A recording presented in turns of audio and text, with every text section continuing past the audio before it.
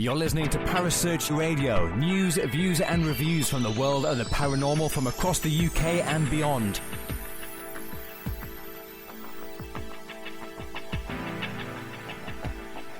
Find us on Facebook, Twitter and the World Wide Web. Parasearch UK Radio.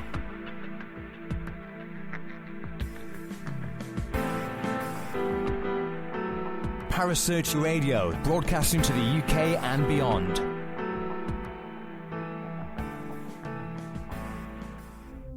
The views and opinions expressed by presenters and guests are their own and do not necessarily reflect the official policy or position of Parasearch Radio or its affiliates and sponsors.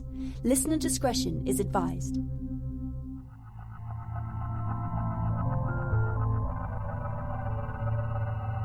Welcome to Haunted Histories with your host Penny G. Morgan, right here on Parasearch Radio.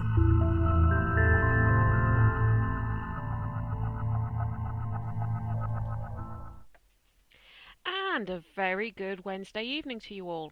I hope everyone is well and welcoming July with an open heart and plenty of suntan lotion. Yes, it's yours truly, your own personal guide to all things past and paranormal, Penny G. Morgan, here on Parasearch Radio with Haunted Histories. Last week we spoke with the awesome Mr. Richard Eastep about his experiences in the world of spooky and also St Thomas's Hospital in London, the nursing training centre set up by the inimitable Florence Nightingale, she of the Lady with the Lamp and possibly the saviour of many men's lives during the Crimean War.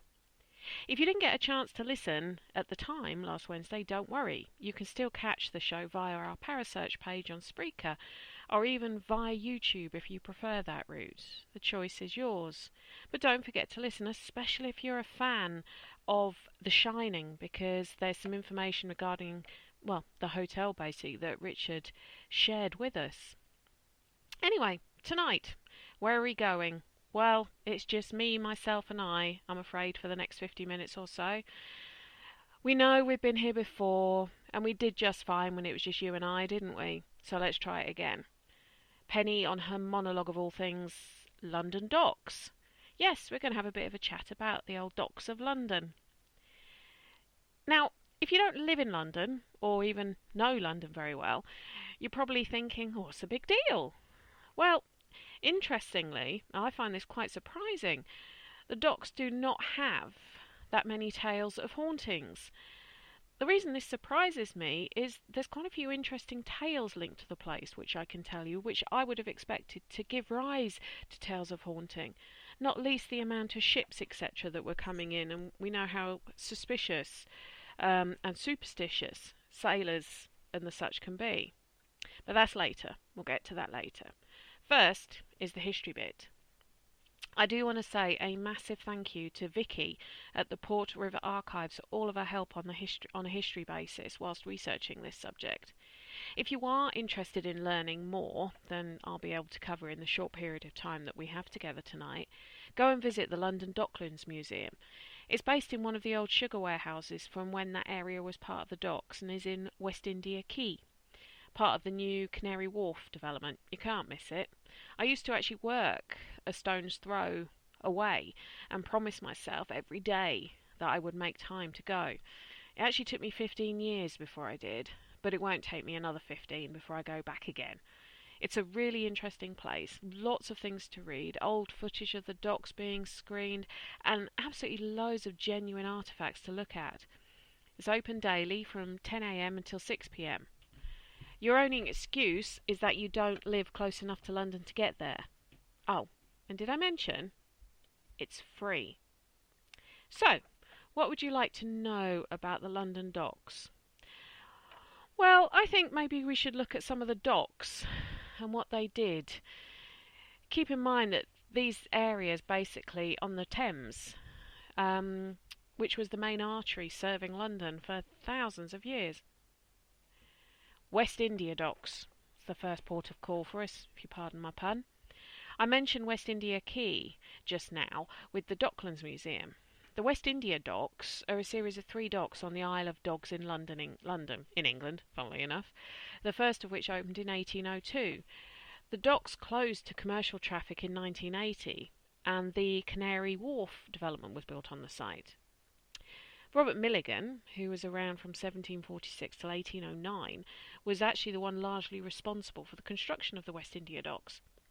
Milligan was a wealthy West Indies merchant and ship owner who returned to London, having previously managed his family's Jamaica sugar plantations. Outraged at losses due to theft and delay at London's riverside wharves, Milligan headed a group of powerful businessmen, including the chairman of the London Society of West India Planters and Merchants, George Hibbert, who promoted the creation of a wet dock circled by a big high wall. The group planned and built West India Docks, lobbying Parliament to allow the creation of a West India Dock Company. Milligan served as both deputy chairman and chairman of the West India Dock Company. The docks were authorised actually by the West India Dock Act of 1799, the first parliamentary, as opposed to a municipal, act for dock building.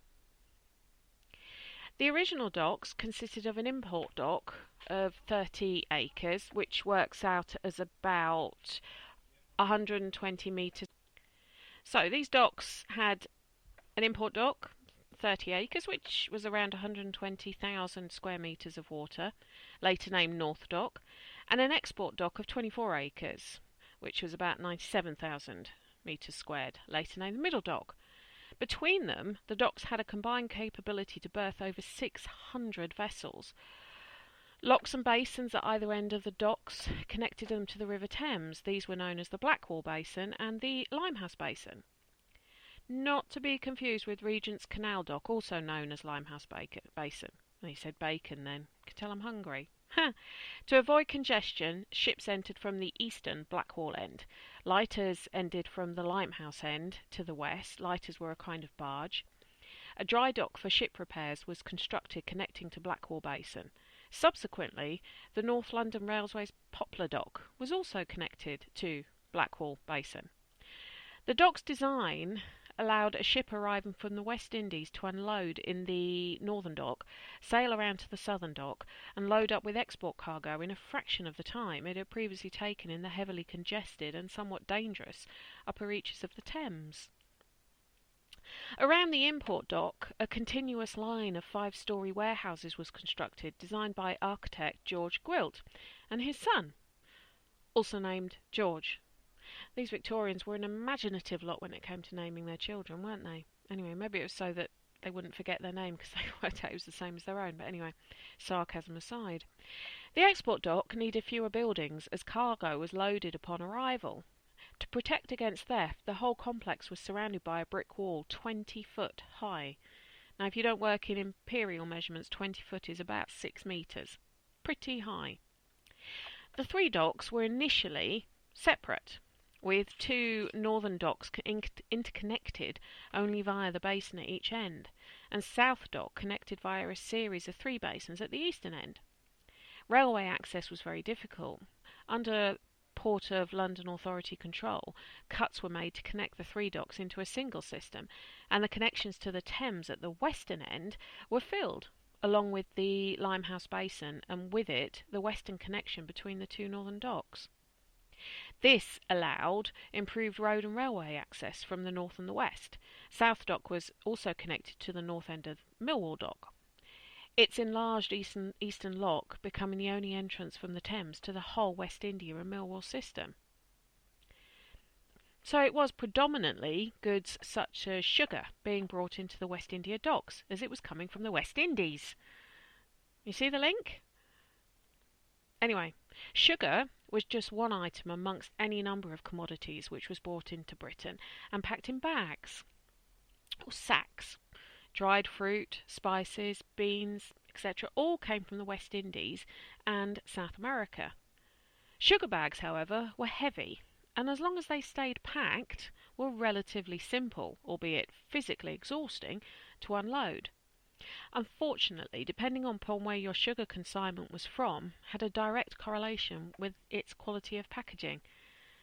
A lot of men would end up covered in raw brown sugar, which, being as granular as it is, would act like some kind of extreme and painful exfoliation technique when mixed with hair and sweaty skin. Not to mention getting inside your clothes, as these men did not have much protective gear, if any. Anyway, because the demand for cane sugar was so high, these commodities would be worked exclusively by 8-man gangs known as sugar eaters. Most of these men were burned out by the age of 45, as it was so grueling and energy zapping that only the very fittest could deal with it. Well, after the war, the dock labour was rearranged and gangs were increased to numbers of 12, and the specialist sugar eaters were disbanded. These men were moving around 350 to 450 tons of sugar a day. In fact, the job of working with the sugar unloading was so hard they weren't actually allowed to do overtime, because if they did overtime over and above, I think the hours were about 10 hours a day, if they did more than that, they actually physically wouldn't be able to get up the next morning to come into work. It was so hard. Anyway, back to our sacks, our bagging system. Well, sugar, which came in from Jamaica and Barbados, would be packed in strong jute sacks, traditionally hard-wearing and very unlikely to split in transit or upon unloading, which meant the men taking them off the ship could get into a good, strong, smooth routine of unloading with very little interruption. It's worth pointing out that dockers used a kind of hook. It consisted of a round wooden handle with a strong metal hook that was about 8 inches long, projecting at a right angle from the centre of the handle. The appliance would be held in a closed fist, with the hook projecting between 2 fingers, and this hook would be used to snare the bag, to drag it in for unloading, which is all good, on using the cranes or whatever other system they had for getting it out of the coaming. If the sugar came from Cuba, they decided to increase the weight into their jute bags from 200 weight to 300 weight. So whilst they might be expected to shift as many bags, they were shifting a hell of a lot more weight. In contrast, Brazil. Now, sugar in Brazil was I think they might have thought of it as an afterthought, exporting the product, because it was packed into thin, flimsy cotton sacks, which, whilst probably great for storing some things, was not great at supporting the 100 weight of corrosive sugar. The dockers' hooks acted like hot knives slicing through warm butter on the bags. Each bag had to be individually lifted or rolled very, very gently, and the extra bending and prostration and movement by the dock workers was loathed, quite understandably. The other thing that the dockers hated about these bags were the inability to be able to shift the amount of weight that would achieve parity, as they kind of worked almost on price work, like some people do today. One interesting fact, well, I found it interesting, is that you'll notice when reading up on the docks in London, everything is mentioned in imperial measurements. So, well, as I mentioned earlier, pounds and acres and all that kind of thing. It's interesting because I read an old dock worker explaining why converting into metric would be anathema to him. The fact that Messerschmitts were metric and Spitfires feet and inches. So World War II still rung very, very heavy in dock workers, even after World War II finished in the 50s and the 60s, before the docks started to be shut. Old wounds run deep, I guess. If you drive around East London and look at what remains of the old dock areas, whilst most have either been pulled down or redeveloped, there are some telltale signs remaining. For example, the tobacco docks. Yes, this place did exactly what it says on the tin. Built in 1811, it was primarily for storing all the tobacco brought in by ship. Apparently they even used it for wine storage. Now, I don't smoke, but I would have guessed if you did, and that you also enjoyed a tipple or two of grape juice, being inadvertently locked in wouldn't have had you sending out Mayday signals too soon, maybe? Might have been a bit of a fun party. Anyway, the surviving building, which you can see as you drive in from the Isle of Dogs, is actually only about 2/5 of what was actually there. Originally, these walls contained over 70 acres of buildings, quays and jetties. An interesting story associated with the tobacco docks was that in the 1850s, trading exotic animals in London was a very lucrative business. A Charles Jamrock, or Jamrak, I'm not sure how to pronounce it, was one of several well-known exotic animal traders working in Victorian East London. In 1857, while being taken to Jamrak's shop, a tiger broke free on Betch Street near Tobacco Dock. A 9-year-old called John Wade saw the big cat and was fascinated. He tried to stroke the tiger's nose, who promptly swiped the boy across the face, knocking him out, and then picked the kid up by his jacket and carried him off in his jaws. Jamrak supposedly stepped in at this point, came running up, thrusting his bare hands into the tiger's throat, and forced the beast to let his captive go. The boy survived, and in true entrepreneurial skills, went on to sue Jamrak over the incident. Funnily enough, there is actually a statue commemorating this at the Tobacco Docks, if you ever fancy a wander around that area of London. They have tried doing lots of different things with the Tobacco Docks. In fact, it's got the not so great accolade of being the shortest lived shopping centre ever built. And interesting enough, during the 2012 Olympics, it became accommodation for a lot of the army personnel who are acting as security. Anyway, so as the docks progressed, hundreds of thousands of cargoes of grain, tobacco, meat, fruit, vegetables, and everything else you can think of were unloaded onto the quayside and stored in the giant granaries and refrigerated warehouses. Passenger ships arrived in their hundreds, and as a result, employment opportunities increased, creating a huge demand for accommodation for workers. Thus, new settlements were originated, known as Hallsville, Canning Town, North Woolwich. There was also an expansion of housing in areas later known as Custom House, Silvertown and West Silvertown. Anyway, the hazardous and dangerous nature of the work came to a head on the 19th of January 1917 when 50 tons of TNT blew up whilst making munitions at the Brunamond & Co. works in Silvertown. It's believed that at least 73 people were killed and 70,000 buildings were damaged, and it remains the biggest explosion in London's history. Throughout the 19th century, Silvertown was a hub for industry. Historian Graham Hill, who co-wrote with Howard Block The Silvertown Explosion, London 1917, said it was said that by the turn of the century, every household in the country owned or had at least one product that came from Silvertown. Hill said, the Minister of Munitions, David Lloyd George, said 2 years before the explosion, even after utilising every workshop and factory capable of turning out munitions, we found that output would be inadequate unless we supplemented our resources by setting up emergency buildings. Now, despite warnings from Brunamond's chief chemist at the time, Dr. Francis Arthur Freeth, that there would be a catastrophe sooner or later, the Ministry of Munitions believed it was worth taking the risk, and the factory began TNT production in September 1915. Now think about it, what was going on in 1915? Well, we were at war, World War I, and the demand for explosives was starting to really gain momentum.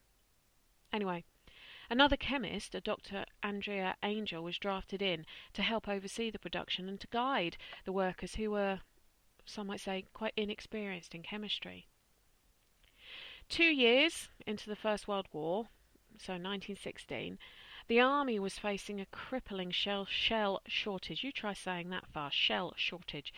The War Office decided to use the factory's surplus capacity to purify TNT from 1915 onwards, despite opposition from Brunamond and the fact that the factory was in an incredibly highly populated area. Well, their fears became a reality at 6:52 p.m. on January the 19th when a fire in the melt pot room caused an explosion of 50 tons of TNT. The TNT plant itself, was destroyed instantly, as were many nearby buildings, including Silvertown Fire Station opposite. Much of the TNT was in railway wagons, awaiting transport. Historian Hill said that people all over London heard the explosion and felt the blast, which damaged between 60,000 and 70,000 properties, and saw a red glow in the sky that was visible for miles around. The surrounding areas were practically obliterated by the blast, with fires breaking out in nearby building and residential streets demolished by the impact. Reports stating that the blast was heard as far away as Norwich, some 90, well, over 100 miles away. At the time, firefighter James J. Betts and his colleagues went to the factory to put out the initial blaze, but were sent 200 feet through the air when the TNT actually exploded. The government paid out £3 million in compensation, which would be around 40 million in today's money, and had to provide temporary shelters for hundreds and hundreds who were left homeless. Remember, it claimed 73 lives, which many historians actually believe was an underestimate. They do believe it was a lot more than that. And it injured over 500, destroyed over 900 houses, and left up to 70,000 badly damaged, leaving thousands of families homeless. In fact, this year, January of this year, marked its 100th anniversary, but had you heard of it? Now, whilst this wasn't the docks themselves, a lot of people who lived here in Silvertown worked at the docks, so it was felt there very heavily, and many of them probably became homeless as a result. If you want to read up on this, just do a Google search for the Silvertown 1917 explosion, and it tells you so much information and shows you pictures and talks about some of the heroes who tried to help people and to stop the fire, including firefighter Betts. But what was life like working in the docks? Well, probably the original 0 hours contracts, to be honest. There was an account I was reading of a lady who remembers her father as a stevedore. Still dockers, to all intents and purposes, but represented by the Blue Union, as opposed to dockers who were represented by the White, so felt themselves different. Apparently stevedores felt themselves more posh than a mere docker. Anyway, she recalls that the men would congregate at this certain stone every day, begging for work from the dock's foreman. He would throw discs at the floor, and whoever grappled for and got one got work for the day, or maybe, if they were lucky, for a couple of days. But she said it was very rarely more than that, and to get a week's worth was almost like finding gold. Very precarious existence. If you ever watched Call the Midwife through the series, you can see they focused a lot on the slums of the dock areas of Poplar and the surrounding areas, and if you saw the social side, you could see how hard life was for them. Anyway, after the break, we'll come back with some of the paranormal tales which I have found associated with the docks and the surrounding area. So go, put the kettle on, and mine's a black coffee with 2 sugars. Cheers! Hello, Harry Price here. Good evening. If there's nothing myself and everybody else enjoy here on the other side more is the sit back and relax and listen to Parasearch Radio with its paranormal news, views and reviews from across the UK and beyond. Make sure to find out more about them on Facebook, Twitter and the World Wide Web, whatever they are, to keep up to date with all their broadcasts throughout the week. And I hope you enjoy them as much as we do over here. Hello? Is anybody there?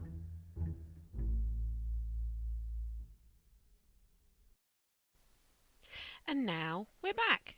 Thanks for the coffee. Now on to some ghost stories. Well, finding anyone who had first-hand experience of the docks and its paranormal events proved a lot harder than I thought it would. So I hope you don't mind my recalling events which I have found whilst doing my research. The Greenwich Foot Tunnel. The reason this links into the docks is it crosses beneath the River Thames and links Greenwich to the Isle of Dogs. The tunnel was constructed from 1899 to 1902 when it opened, and the tunnel replaced an expensive ferry service and allowed the workers to access the docks on the Isle of Dogs. What's the ghost story about the Greenwich Foot Tunnel?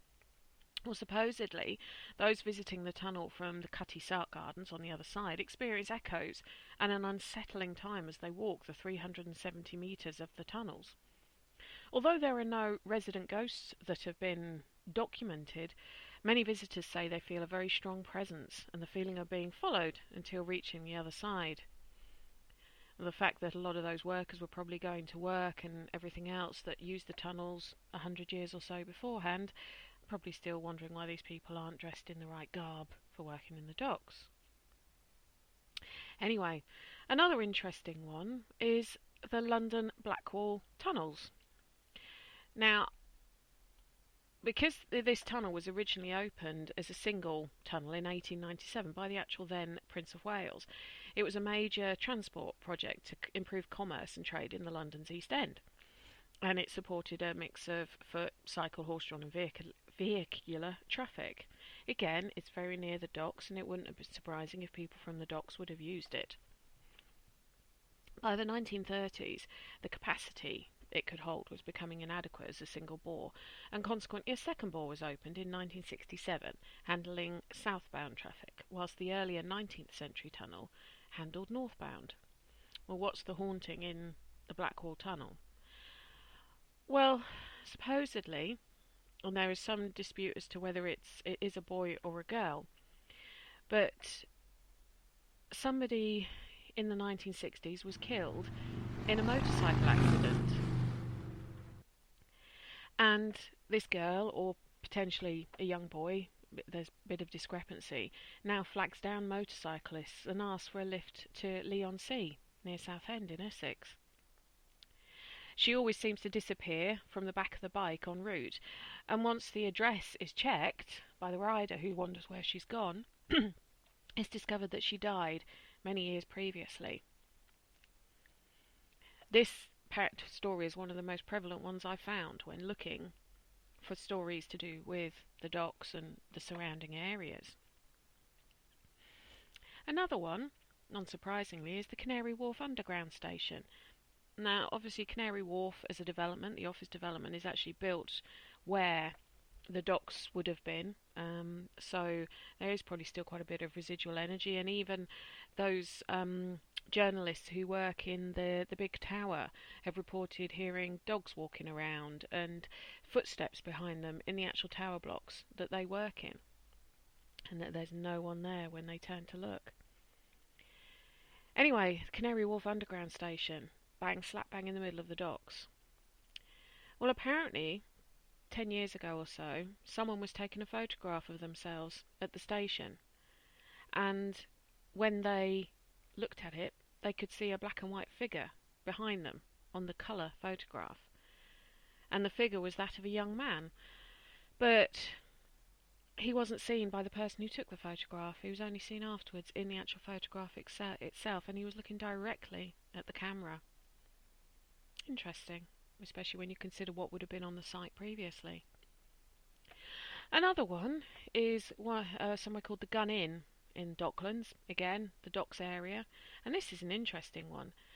And this is Lord Horatio Nelson, supposed to be standing outside the public house. People think he's waiting for Lady Hamilton, but who knows? And just down the road, you've got the Town of Ramsgate pub. Well, this pub claims to be one of the oldest on the Thames and was once known as the Red Cow. It's been suggested that this name was in the honour of the barmaid who worked there, who had flaming red hair.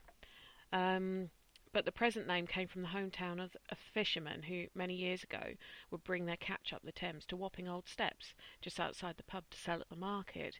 And it's on these steps that the ghost of hanging Judge Jeffreys has been spotted by the police. Has been spotted by police, actually. He is just one of the several River Thames ghosts, but that's a whole different show. For anyone who doesn't know who Judge Jeffreys is, he was infamous for hanging people, and he also was responsible for, down in Taunton, the Monmouth Rebellion, the Battle of Sedgemoor, and hanging all the rebellions from that. The Wapping Old Stairs beside the pub lead down to the river, and are said to be haunted for many men, convicts on their way to Australia, and drunks who were imprisoned in the pub cellar before being press-ganged into the Navy. and these steps would have been the last thing they ever saw of England. Probably quite an emotional place to be. I'd love to go and visit it. One chilling event dates back to World War II. A young girl, placed in bed by her mother after songs for sweet dreams, would inexplicably appear on the streets of East London, always as air raid sirens blared. The bombs would drop, the bricks would fall, and she would stand there in the rubble and dust, lost to the world but actually completely unharmed. Her mother, frantic with worry after finding her missing, would be reunited with her daughter, who had absolutely no recollection of the events. The poor child earned the name of the Devil's Daughter by local residents, who feared her arriving on their doorstep as the sirens went off, signalling the imminent and unavoidable destruction. It has been said that on misty nights, on the docks of West India Quay, yes, where Canary Wharf is, a little girl no older than 12 has been seen standing, dead still, in the distance, just long enough to catch the eye. Is this a possessed child, or is this a portal to the next world? Just one thing, be careful to avoid lest it is a big disaster that she's giving you impending warning of. Who knows? Anyway, in the Docklands Museum itself, they've got a mock pub set up called the Three Mariners. Now, if you go to the museum, go and have a look at the Three Mariners. Take a seat. See what you can sense from your surroundings.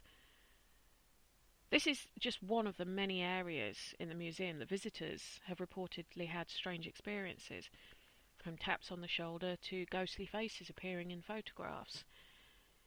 Whilst it probably isn't the fact it's a pub itself that draws the interest, it's probably the fact that it is built within one of the original warehouses that were worked to store sugar, etc., as I said at the beginning. And as I said at the beginning of the show, the Docklands Museum, it's free. Go and have a look if you're in London. Anyway, talking about the Docklands Museum, back in 2006, a group of paranormal investigators spent the night at the museum. So let's have a look at what they did, shall we? Because there's very few investigations done at the Docklands Museum. So using seances and everything, using electronic equipment, temperature readings, the group spent the night in the 200-year-old former warehouse. And they were going along reports of spooky goings-on from staff. I do think with something like that, if it's somewhere where you work and you're there every single day, you are more likely to pick up on things than someone who visits there once in a blue moon. But it would be very hard to spend weeks and weeks and weeks in somewhere like that unless you did work there. Anyway, the report says high levels of activity were found throughout the night on the 3rd floor of the museum. The mediums who were there claim that they picked up on the presence of a pregnant woman called Sarah Wilson and an evil spirit called Harold, who the trance medium was able to channel and who screamed, "Murder me." Not sure why evil would scream murder him, unless something was mentally wrong with him, who knows. The museum's curator said that they had quite a chilling experience with a hostile spirit on the 3rd floor, but it was quite close to the gibbet cage, and if any object in the museum is going to have some unpleasant force associated, it would be that. Gibbet cages were used to exhibit the bodies of executed pirates in the 1700s. Pirates would be hung at Execution Dock in Wapping, and their corpses displayed along the river, including at Millwall and Blackwall Point, as a warning to others. The curator says, "I wouldn't be a curator if I didn't believe some objects have the power to bring us closer to the past, so perhaps these objects can speak to people in different ways." The report concludes, light anomalies were caught on the video camera. The 2 orbs of interest were filmed on the 3rd floor, and there was a 3rd orb filmed during the group séance in the same area. Both of the mediums picked up on some men standing near the green boat on the 2nd floor. However, one medium saw them as shouting, and the other medium saw them as laughing. Is it a coincidence that both group members picked up on these men, or are these men really present? Who knows? I guess it depends what you believe. I couldn't find in the research, but it would have been interesting if they both picked up on it but didn't speak to each other first. They were in separate groups, but it doesn't actually tell us that. This gibbet that I mentioned earlier, for anyone who doesn't know what it is, either Google it or picture a body-shaped cage, steel cage, iron cage, I don't know what it would have been made out of, that encircled the body and was used for execution. Pirates, for example, were sometimes executed by hanging on a gibbet erected close to the low water mark, by the sea or a tidal section of the river. Their bodies would be left dangling until they had been submerged by the tide 3 times. If you're interested, in London, what's known as Execution Dock is located on the north bank of the River Thames in Wapping, which is the main docks, what was the docks area. After tidal immersion, particularly notorious criminals' bodies could be hung in cages a little further downstream at either Cuckolds Point or Blackwall Point, as a warning to other waterborne criminals of the possible consequences of their actions. For example, such a fate befell someone called Captain William Kidd in May 1701. There were objections, however, that these displays offended foreign visitors and did not uphold the reputation of the law, though the scenes even became gruesome tourist attractions. Well, what else have we got? Well, interestingly, I also found stories of fake ghost stories. But we're talking about the stairs. The poet Wilfred Owen, who was around from 1893 to 1918, he died at the end of World War I, he wrote a poem called Shadwell Stair, and the first verse: I am the ghost of Shadwell Stair, along the wharves by the waterhouse, and through the cavernous slaughterhouse, I am the shadow that walks there. So even a poet such as Wilfred Owen was almost talking about ghosts. In fact, his last verse of the poem, and it's a lovely poem if you ever want to read it: I walk till the stars of London wane, and dawn creeps up the Shadwell Stair, but when the crowing sirens blare, I with another ghost am lain. Beautiful poet Wilfred Owen. Anyway, so it was even coming into poetry. But there's a couple of other stories. There was one that's a report from a local newspaper in 1827, and I'm actually going to read it how it's been written, so it's not me that sounds like I don't know what I'm saying. This is actually how the article was written, and it's about a couple in Limehouse who obviously docks area, and they were being visited by a ghost with an unusual sense of humour. Are you ready? I'll begin. The neighbourhood of Limehouse, like the Highlands in the good old days of the Bogles, has, it seems, been haunted for some months back by a most refractory and incorrigible phantom. The facts of this afflicting visitation are simply these. A Mr. and Mrs. Dickinson took a small house in October last, at the upper end of Church Street, but scarcely had they passed the first half of the first night in it, when a sort of loud chuckling laugh, the very sound which, if you could fancy a grasshopper intoxicated, he would no doubt make, was heard, proceeding, as it seemed, from the bedroom closet. Now, it so happened that this bedroom of this worthy couple had no closet, whereupon, being puzzled to account for the phenomenon, they very naturally explored the whole house from top to bottom. Still no explanation was afforded.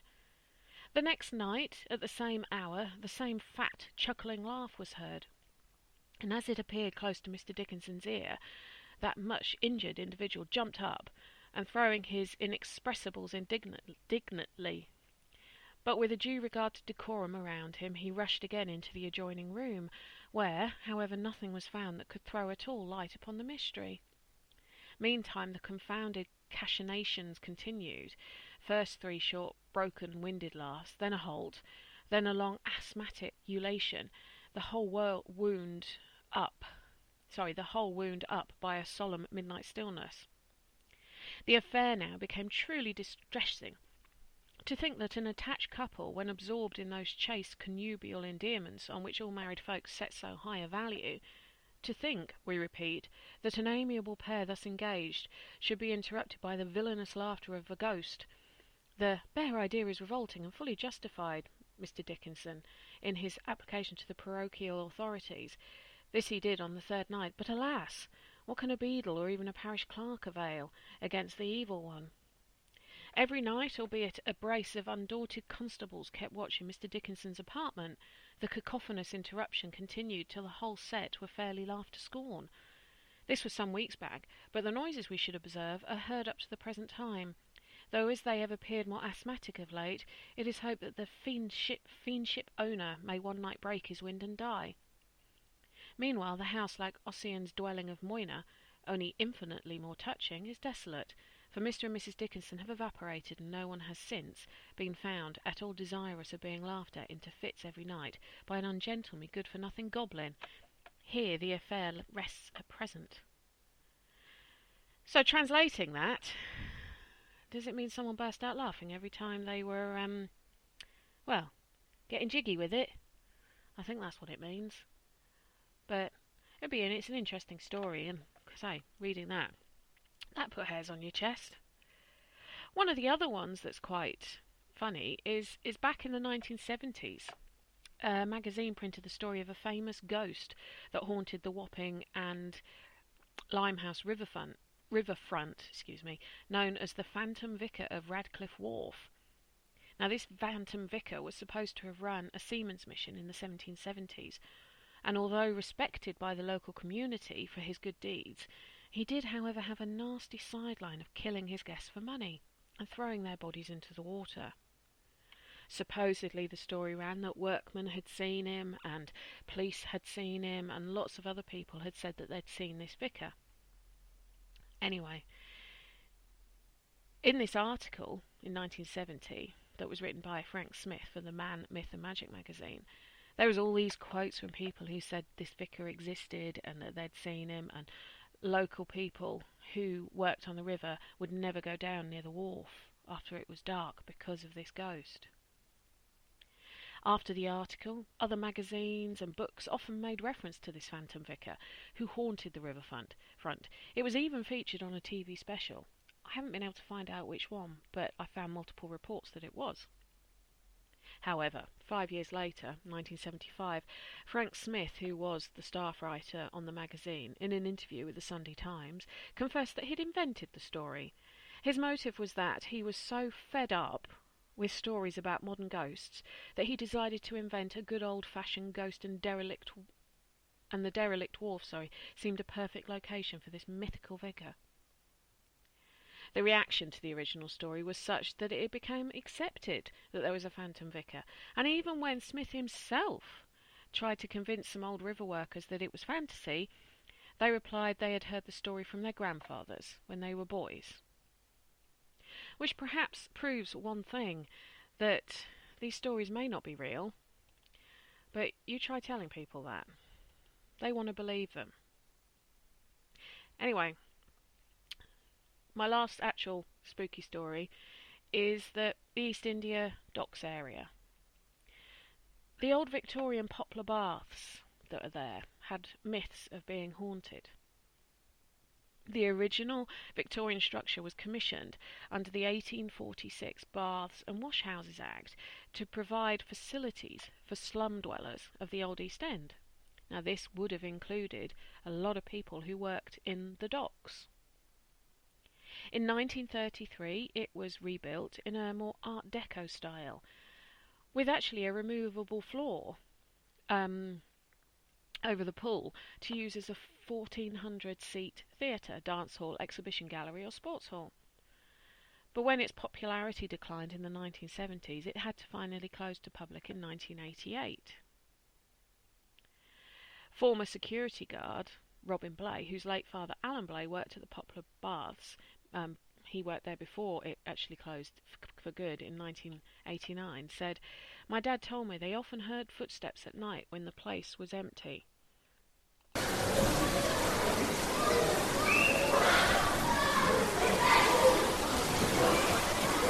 There were many apparitions of people who had passed away over the years, which used to happen during constellations.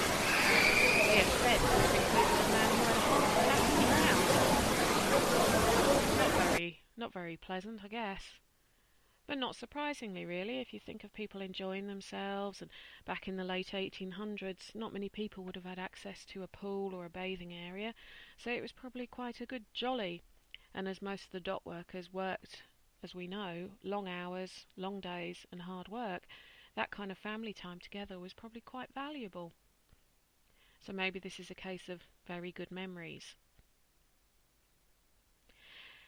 Anyway, there you have it. I'm sure when it comes to the docks, there are many, many, many more tales which are there to be told, but just haven't been recorded anywhere. As I said, if you're interested in the docks, do go along to the London Dock Museum in Canary Wharf in West India Quay. It's a very, very interesting place. You can learn an awful lot. Even look on their website, loads of features on there. You can read up more about the Silvertown explosions. You can read up more. We didn't even look at how the docks were attacked during World War II, and they were attacked very heavily, although amazingly, they kept functioning.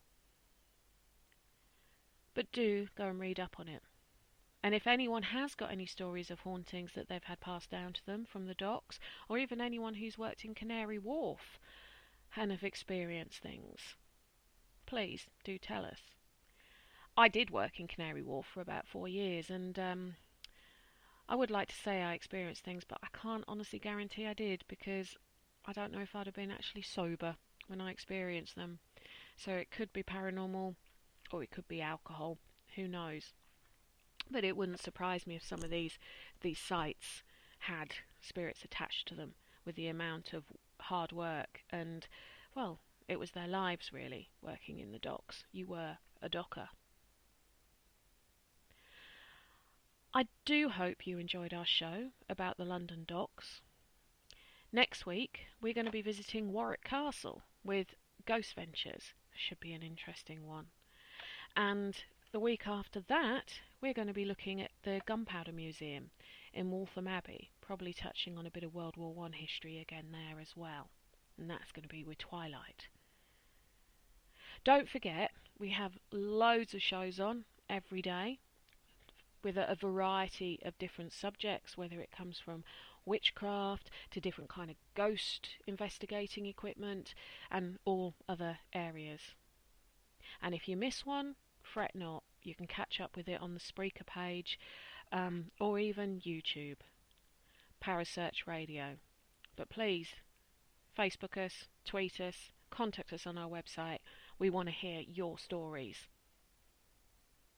So, that brings me to a close, another session of Haunted Histories with your host, Penny G. Morgan, on Parasearch Radio. But don't forget, have a good evening, sleep tight, and don't worry too much about things that go bump in the night.